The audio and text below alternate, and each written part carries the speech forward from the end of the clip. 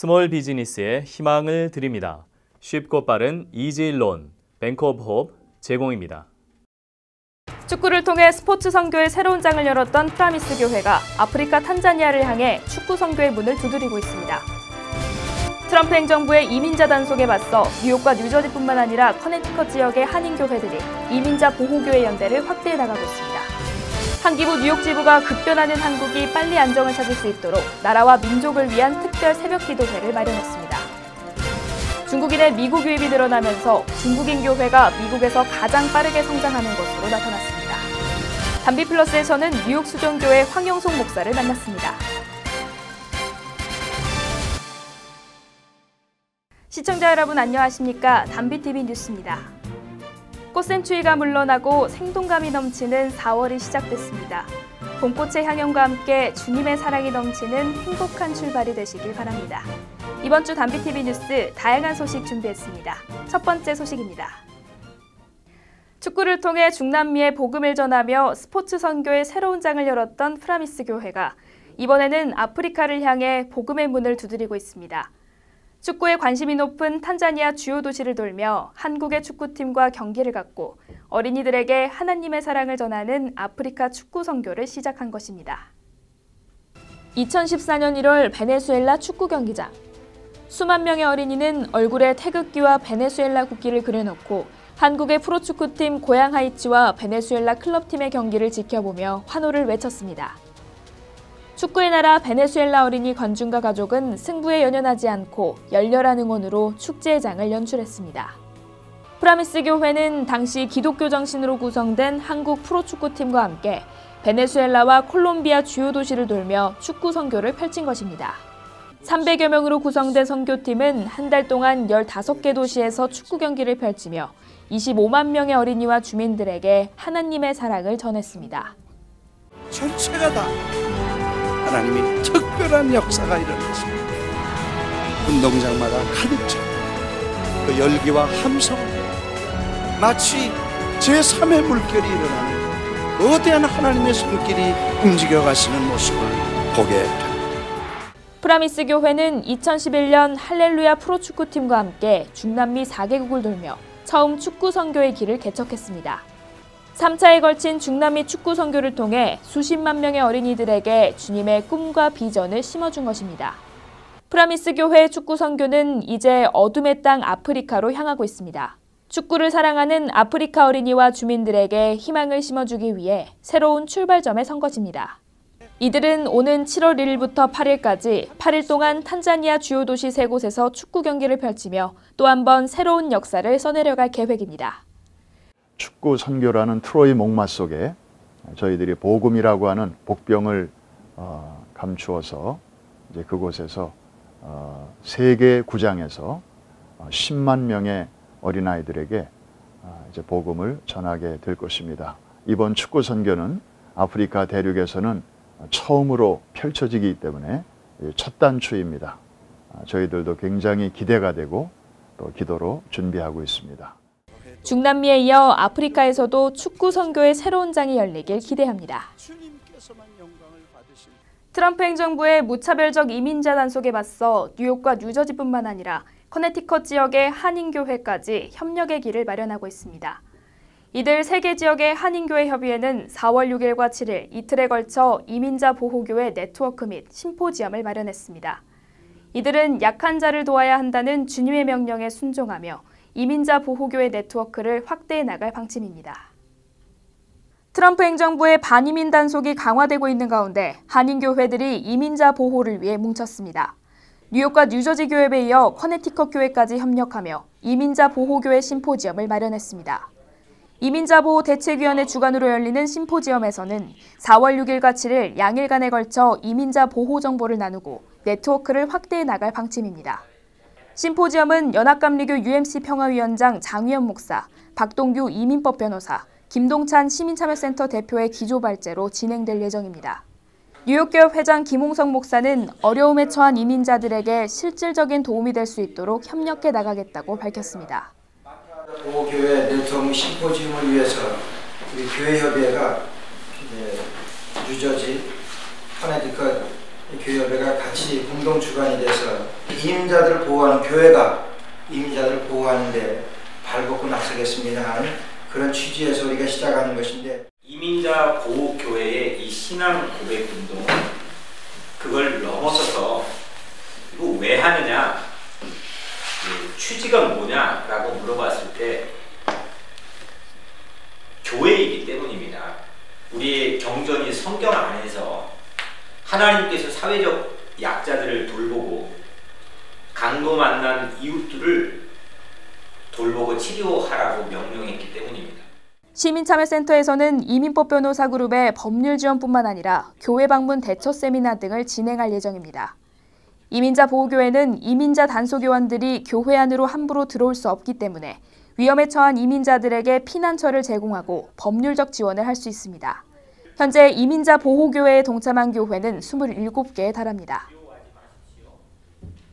급변하는 정세로 인해 한국과 미국을 걱정하는 사람들이 많아지고 있는데요. 한국기독교부흥협의회 한기부 뉴욕 지부가 나라와 민족을 위한 특별 새벽기도회를 마련하고 협력의 길을 모색하고 있습니다. 미국은 트럼프 행정부가 새로 들어서고 정책이 바뀌고 있습니다. 한국도 대선을 앞두고 혼란이 가중되고 있는 상황입니다. 이러한 변화의 시기에 한국의 빠른 안정을 염원하는 특별 새벽기도회가 마련됐습니다. 한기부 뉴욕 지부는 오는 4월 9일부터 12일까지 나흘 동안 나라사랑 기도회를 마련했습니다. 강사는 한기부 이사장 송일현 목사, 대표회장 양명환 목사가 맡습니다. 이들은 주여 우리 조국을 긍휼히 여기소서라는 주제로 함께 기도하고 말씀을 전할 계획입니다. 뉴욕 지부는 지난 4일 뉴욕 효신장로교회에서 준비기도회를 열었습니다. 역대 회장단은 기도성회뿐만 아니라 한국과 미국의 안정을 위해 통성으로 기도를 이끌었습니다. 초대 미주본부장 황동인 목사는 설교를 통해 믿음의 본이 되는 올바른 목회자가 돼야 한다고 강조했습니다. 뉴욕 지역 목회자들의 소망과 기도가 모아져 한국이 빨리 안정을 되찾을 수 있기를 기대합니다. 뉴욕과 뉴저지 한인사회에 중국인들이 눈에 띄게 많아지고 있습니다. 중국인의 미국 유입이 늘어나는 만큼 중국인 교회도 늘어나고 있는데요. 미국에서 가장 빠르게 성장하는 교회가 중국인 교회라고 합니다. 플러싱의 중국인 유입이 늘어나면서 맨해튼에 이어 제2의 차이나타운으로 변모하고 있습니다. 중국인이 늘어나면서 중국인 교회도 미국에서 가장 빠르게 성장하는 교회로 손꼽히고 있습니다. 중국인 기독교 단체와 교회 주소록에 따르면 미국 내 중국인 교회는 지난 2006년 1,200개에서 2011년 1,600개로 5년 사이 400개나 늘어났습니다. 중국인 타운에 인접한 한인교회도 중국어 예배를 따로 마련하고 중국인 복음 전파에 힘을 모으고 있습니다. 중국인 교회가 늘어나는 것은 인구 유입뿐만 아니라 무너진 가정을 다시 세우는데 기독교가 새로운 대안으로 떠오르기 때문입니다. 과거 사회주의 문화에서 성장했던 부모 세대와 미국에서 성장한 차세대 갈등으로 인해 가정 문제가 심각한 사회 문제로 부각되고 있습니다. 하지만 교회 안에서 주님의 사랑과 말씀으로 치유되고 회복되면서 젊은이를 중심으로 중국인 크리스천 그룹이 커지고 있는 것입니다. 중국인 크리스천 그룹은 기독교인 비율이 낮은 본국으로 돌아가 하나님의 말씀을 전하는 선교사 역할도 하고 있습니다.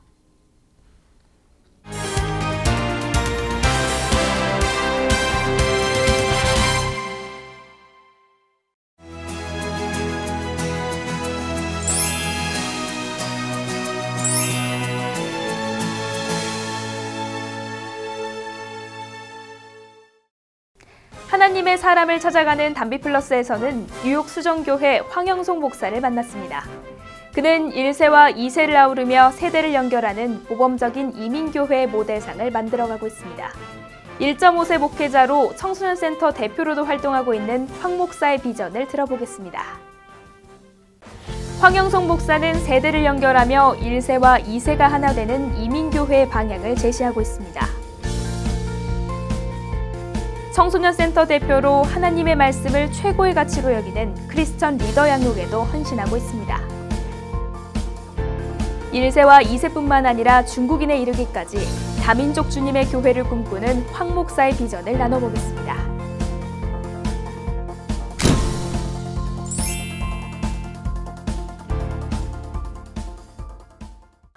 안녕하세요. 담비 같은 사람들입니다. 이민사회의 역사가 길어지면서 다음 세대와의 사역이 굉장히 중요해지고 있는데요. 그래서 오늘은 1세, 2세, 3세 사역의 비전과 사명을 함께 나눌 목사님을 모셨습니다. 뉴욕 수정교회 황영성 목사님입니다. 안녕하세요, 목사님. 네, 안녕하세요. 네, 정교인 캠페인 하시면서 굉장히 바쁘실 텐데 오늘 감비와 함께 해주셔서 감사합니다. 네, 감사합니다. 이렇게 찾아주셔서. 인사말에서도 말씀을 드렸던데 1세, 그리고 2세, 3세, 다음 세대와의 사역이 굉장히 중요하잖아요. 그래서 오늘 특별히 목사님과 그런 우리의 비전에 대해서 함께 말씀을 나누면 좋을 것 같습니다. 네, 굉장히 한인 1.5세로서 1세와 2세를 아우르는 목회를 하고 계시는데요. 그 목회를 하시면서 세대를 연결하는 모범교회다라는 평가도 받고 계시는데 청소년 센터를 이끌고 계시면서 가장 중요하게 생각하는 점이 있다면 어떤 것인가요? 아무래도 이제 1세에서 2세 또 교회의 3세로 이어지는 그 이제 세대 교체가 되었다라고 생각이 되거든요. 근데 이것이 단지 교회뿐만 아니라 사회도 그렇게 세대 교체를 하고 있고 또 솔직히 청소년 센터도 1.5세 목사가 대표가 된 것이 이번이 처음이죠. 어떤 교계의 비영리 단체에서 1.5세가 대표가 된 건 어떻게 보면 뭐 하나님의 은혜고 그만큼 제게 맡겨주신 사명이 저희 교회뿐만 아니라 이 교계에도 있다라는 것을 느끼게 되는 그러한 계기가 되었고요. 원래 목사님께서는 청소년 센터 그리고 청소년 교육에 대해서 좀 관심이 많으셨는지 궁금한데요. 제가 전도사 생활을 시작할 때만 하더라도 청소년 사역자들이 많지 않았습니다. 특히 이제 영어를 할 수 있는 사역자는 그 당시에 하여간 하늘의 별 따기라고 할 정도로 아주 소수였죠. 지금은 영어권 사역자들이 그전보다 많아지긴 했지만 여전히 또 부족하지만 그러다 보니까 제가 초이스 없이 그냥 청소년들을 사역을 할 수밖에 없었고 그리고 계속해서 우리 청소년 또 영어권들 청년들을 사역한 지 18년이 됐고요.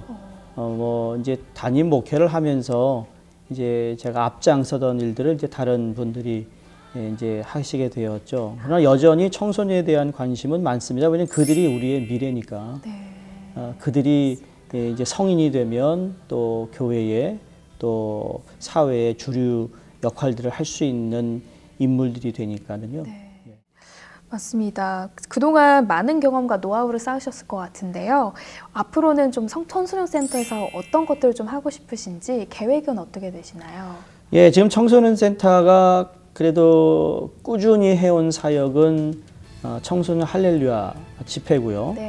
그 다음에 농구 대회하고 그 다음에 이제 학교에 가서 사역자들이 이제 크리스천 클럽을 인도하는 이제 그러한 내용들인데. 저희가 정말 더 하고 싶은 건 작은 교회에 청소년 사역자들이나 영어 사역자들이 없는 교회에 대부분이 목회자들의 자녀가 돕다든지 교사로 사역하다든지 아니면 신실한 청년들이 동생들을 사랑하는 마음으로 교회를 돕고 있는 그분들을 돕고 싶어요. 그분들에게 필요한 교육도 좀 드리고 그리고 그분들이 사역하는데 우리가 도울 수 있는 리소스들을 함께 나눌 수 있는 그래서 청소년 센터가 허브가 되어야겠죠.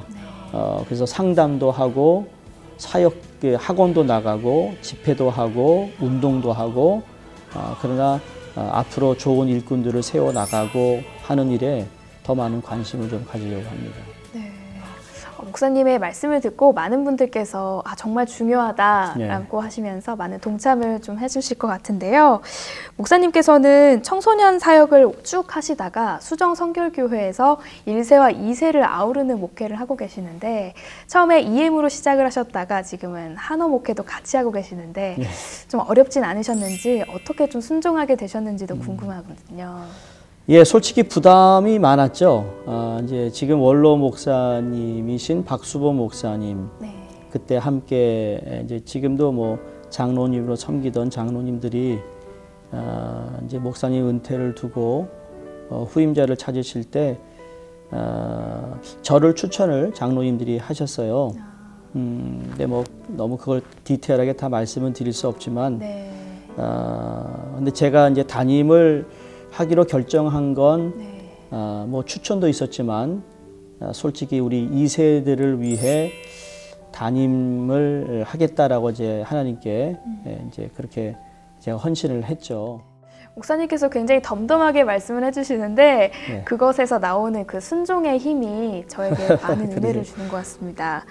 우리가 이중 문화를 가지고 이 미국에서 살아가면서 한어권과 또 영어권의 공존은 동전의 양면 같아서 뗄 수가 없잖아요. 네. 그런 면에서 1세와 2세가 함께 나아가기 위해서는 가장 중요한 점은 무엇이라고 생각하시는지 궁금합니다. 뭐 저희 교회 경우를 보면요, 이제 아까 서론에도 말씀드렸지만 우리 사역자들에게 어떤 큰 틀은 만들어 주지만 네.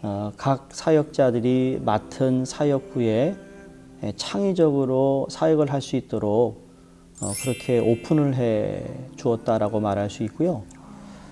그러다 보니까 저희 사역자들이 예를 들어 사무실에 나와 있는 오피스 아워도 플렉시블 하고요. 그리고 서로가 서로를 존중해서 못 나오는 날은 좀 다른 사람에게 부탁도 하고, 또 그분들이 사역을 하기 위해 제가 어떻게 도울 건가, 그런 입장이죠. 그리고 또 한 가지가 이제 전교인 캠페인입니다. 네. 지금도 지금 사순절 기간에 전교인 캠페인을 하는데요. 같은 책을 함께 읽고 그 책에 있는 내용을 설교를 하고, 우리 영어권, 우리 또 중국어 회중도 똑같이 하고, 우리 주일학교, 중고등부 학생까지 우리 전사님들하고 저하고 설교할 내용들을 미리 함께 나누고 어떤 메시지를 전할 거며, 또 소그룹을 나눠줘서 4주 하는 기간 4주 소그룹을 모여서 충분한 나눔의 시간을 갖죠. 이제 목사님의 좀 개인적인 얘기가 좀 듣고 싶은데요. 네. 목사님께서는 굉장히 신실한 기독교 가정에서 성장을 하셨잖아요. 아버님도 장로로 섬기시고 계시는데 언제부터 이제 목사가 돼야겠다 이런 꿈을 네. 갖게 되셨는지. 예, 제가 저희 가족 얘기하면 저희 부모님의 신앙의 어떤 믿음을 저희 형제들에게 나눠주신 거에 대해서 제일 감사를 드리죠. 네. 저는 가정 예배를 드리면서 자랐어요. 한국에서부터 시작이 돼서 고등학교를 졸업할 때까지 가정 예배를 드렸습니다. 그러니까 매일 성경 한 장을 읽어야 했고, 네. 기도해야 됐고, 제가 지금 이제 한어권 목회를 하면서 알고 있는 찬송가는 가정 예배 때 배운 찬송가죠. 13살 때 미국에 왔으니까 가정 예배를 통해서 부모님이 가르치신 찬송가를 익힌 거니까요. 저는 목회자가 되려고 생각한 건 아니고요. 네. 원래는 자동차 디자이너가 되는 게 제 꿈이었습니다. 네, 정말요? 네. 너무 안 어울리시는 것 같아요. 그래요. 자동차 디자이너가 되는 게 제 꿈이었고요. 네.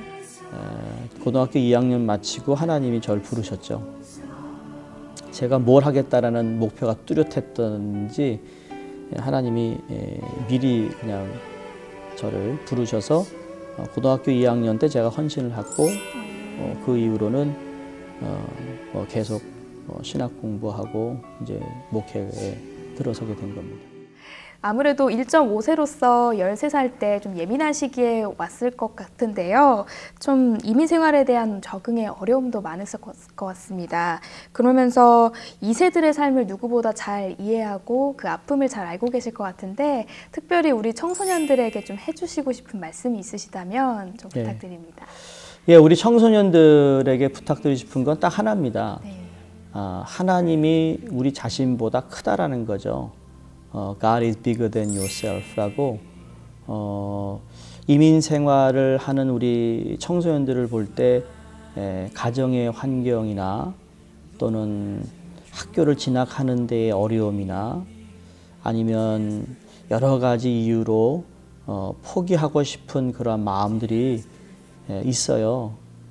그래서 아무리 환경이 어려워도 그 환경을 이길 수 있는 힘을 하나님이 주시는데, 그건 그냥 내가 마음 먹는다고 되는 것이 아니라 하나님을 향한 큰 어떤 꿈을 꾸기 시작하면, 그리고 하나님께서 가장 원하시는 것이 무엇인가를 마음에 심어두고 살아가면 그 심은 것은 항상 열매를 맺게 돼 있잖아요. 심기어진 것은 언제 시간이 되면 싹이 나고 그리고 열매를 맺게 돼 있기 때문에 하나님의 그 작은 꿈이라도, 그 하나님의 약속의 말씀을 붙잡으면 그건 언젠가는 열매를 맺게 돼 있어요. 네, 마지막으로 이제 목사님께 여쭙고 싶은데요. 목사님의 삶의 지표가 됐던 성경 말씀이 있다면 어떤 게 있는지 나눠주시면 감사하겠습니다. 또 제가 청소년 때 이제 주님이 저를 부르셔서 성경을 제가 그때 신학을 한 학기 동안 통독을 한 적이 있어요. 그때 읽으면서 제 마음속에 남았던 여러 성경 구절 가운데 시편 119편에 나오는 말씀이에요. 이 영어로 How can a young man keep his way pure? I have hidden your word in my heart so that I may not sin against you. 청년이 어떻게 그 마음의 행실을 깨끗게 하리요? 하나님의 말씀을 내 마음에 두었다 그랬거든요. 그러니까 제가 아까 말씀 요한복음 15장이나 시편 1편이나 같은 맥락에서 하나님께서 제게 그분에게 늘 붙어만 있어도 하나님이 그 일을 하신다. 저희 교회도 그렇고 제 목회도 그렇고 청소년 센터도 그렇고 이끌고 있는 제가 그냥 주님한테 remain in him, 그분 안에만 있으면 그게 내가 해야 할 도리라고 생각하고요. 그 다음에 순종함으로 주님이 하실 일을 그냥 기대할 뿐입니다. 정말 좋은 말씀을 해주셔서 또 도전이 되는 말씀을 해주셔서 시청자분들도 공감이 많이 되실 것 같은데요. 오늘 말씀 너무 나눠주셔서 감사합니다. 감사합니다. 더욱더 세대 간에 융합되고 건강해져서 우리 한인 이민 목회가 더 부흥할 수 있도록 많이 기도하고 또 뉴욕 수정교회 또 목사님의 목회 많이 응원하도록 하겠습니다. 예, 감사합니다. 네, 감사합니다. 예, 감사합니다.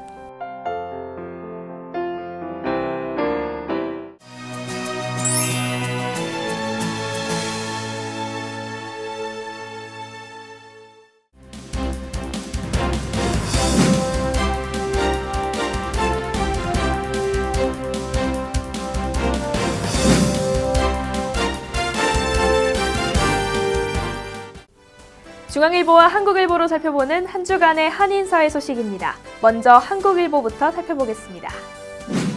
연방의회가 IC 단속요원들이 학교와 법원, 종교시설 등에서 불법 체류자를 단속하지 못하도록 하는 법안을 추진합니다. 법안에 해당 장소는 의료시설과 국립 및 사립학교, 종교시설, 찬양국, 장례식장 등이 포함됩니다. 이 법안은 최근 캘리포니아의 한 학교 앞에서 자녀가 지켜보는 가운데 불체 부모가 체포되는 등의 반이민 정책 관련 사건이 끊이지 않으면서 마련됐습니다. IC는 이번 법안에 대한 어떠한 입장도 밝히지 않고 있습니다. 최근 북부 뉴저지에서 주차 위반 과태료를 빙자한 신종 이메일 사기가 기승을 부리고 있어 주의가 요구됩니다. 이 사기는 이메일로 주차 위반에 대한 과태료가 연체됐다며 크레딧 카드로 납부하라는 내용이며 구체적인 주차 위반 사항과 티켓 번호까지 담겨 있습니다. 경찰은 이에 대해 주차 위반 티켓이나 과태료 연체에 대한 공지문은 우편으로만 발송한다며 이메일로 오는 관련 정보는 모두 사기라고 강조했습니다. 연방이민당국이 전문직 취업비자를 부정 발급하거나 남용하고 있는 스폰서 업체들을 잡기 위해 현장 단속에 본격 착수합니다. 트럼프 행정부는 H-1B 프로그램이 미국인 노동자들의 일자리를 값싼 외국인 노동자로 대체하는 데 오용되고 있다는 시각이 강해 이번 단속은 강도 높게 진행될 가능성이 높은 것으로 예상되고 있습니다. 담당 이민국직원은 업체를 방문해 H-1B 소지자의 임금 내역과 직무사항, 실제 업무처 등을 확인하게 됩니다. 올해 뉴저지주 주선거에 한인 정치인들이 대거 출사표를 던졌습니다. 선관위가 후보 등록을 마감한 결과 예비선거에 뉴저지주 의회 2명과 시의회 3명 등 모두 5명의 한인 정치인들이 도전장을 냈습니다. 뉴저지주 하원 37지역구에는 마가렛 안 씨가, 39지역구에는 제니정 클로스터 시의원, 시의원 선거에는 잉그루드 클립스 글로리아 오 시의원이 도전합니다. 이 밖에도 포트리에서는 폴 윤이, 오라델에서는 미리암 유 씨가 초선에 도전합니다.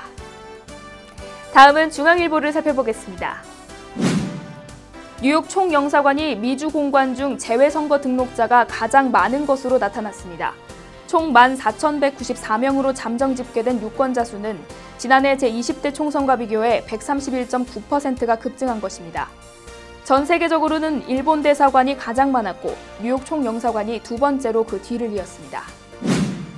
퀸즈 지역에 뇌수막염주의보가 발령됐습니다. 특히 이번에 발견된 바이러스는 폐혈증이나 혈액 감염증을 일으켜 수시간 내에 사망할 수 있는 드문 케이스로 높은 전염성을 동반한다고 뉴욕시 보건국은 밝혔습니다. 이에 따라 두통과 구토, 고열, 무기력 등의 증세를 보이면 반드시 가까운 병원을 찾을 것을 당부했습니다. 뉴욕주가 정부 폐쇄 위기를 가까스로 모면했지만 2017-2018 회계연도 예산안 처리는 결국 합의에 도달하지 못했습니다. 앤드류 쿠오모 주지사는 예산안 처리 기한을 잠정적으로 오는 5월 31일까지 연장하는 두 개의 비상법안을 각각 표결에 붙여 승인했습니다. 상원은 5일부터 시작되는 패스오버와 부활절 등으로 인한 18일간의 휴회기를 마친 후 바로 예산안 논의에 재착수한다는 계획입니다. 지난 3일 펜스테이션 9번 트랙으로 진입하던 기차가 탈선하는 사고가 벌어졌습니다. 사고 기차에 타고 있던 승객 약 1,200명은 트랜짓 직원과 소방구조대의 도움을 받아 기차 밖으로 급히 빠져나왔습니다. 이 사고로 최소 5명의 승객이 부상을 입었으며 현재 정확한 사고 원인을 조사 중입니다. 지금까지 신문으로 살펴본 한 주간의 한인사회 소식이었습니다.